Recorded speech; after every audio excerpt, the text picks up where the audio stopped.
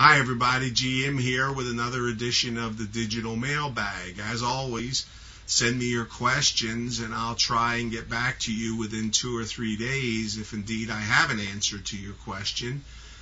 Some of the more common questions we like to post up here to help others who may be a little too shy to write me, but you shouldn't be, really. Anyway, got a letter from Tony who said, I was curious to see what your thoughts are on Spanish 21. I live in Pennsylvania, so the nearest casinos for me are Atlantic City, and I have come across numerous websites that claim that Spanish 21 is more favorable to the player than traditional blackjack in Atlantic City. Do you know if this is true? Do you have a strategy for Spanish 21? He says, I have looked at a couple of strategies online, but for some reason they don't seem right. I tried the strategies online and they seem rather ineffective. Also, do you know of any card counting methods to use with Spanish 21? Any information you can give me would be great help. My answer to Tony is forget Spanish 21.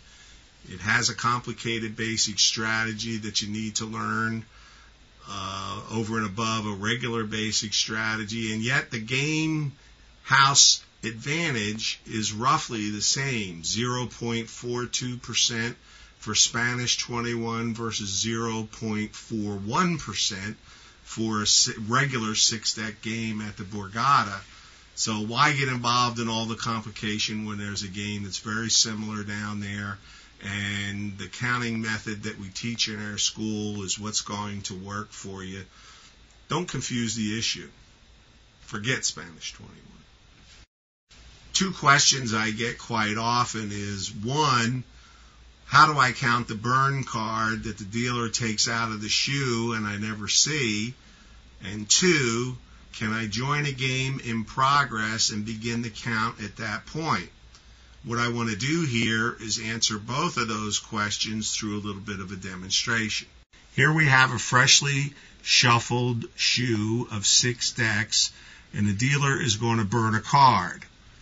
And the dealer will take a card out of the shoe and place it into the discard rack.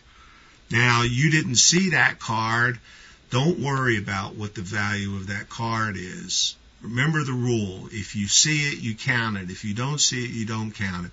That will have no effect on your game. There are 312 cards in a 6-deck shoe, and this one card means absolutely nothing. In what you need to do mentally, if you want to worry about it, is you place it back here, because these cards are also not going to be seen when the shoe is dealt. So don't sweat that burn card. Another common question is, can I join a game in progress? So let's say you walk up to this table and you notice that there's a deck has already been played, which means if it's a 6-deck game, there's 5 decks left to go. Well, the answer is yes, you can begin counting at this point, and you would start your count at 0. But here's the problem. You've got a deck in here that you didn't see, so you have to mentally place this deck behind the shuffle card here, which would basically give you 2 decks behind here. And then as cards are added, cards are played and added to the discard tray, you need to remember to start your deck estimation from 1 that was already in there. Consequently, the math gets to be very confusing, when in reality, all you have to do is sit there and wait until the shuffle card comes out, and it won't take more than a few minutes.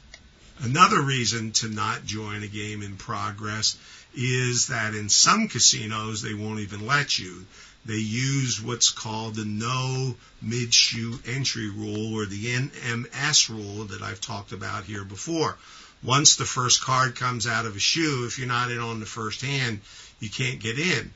Plus, it's kind of a courtesy to the other players to not jump in. A lot of them erroneously believe that you're going to mess up the order of the cards, which is nonsense, of course. But nonetheless, they feel that way, and why antagonize the other people at the table and draw attention to yourself? You just don't have to do it.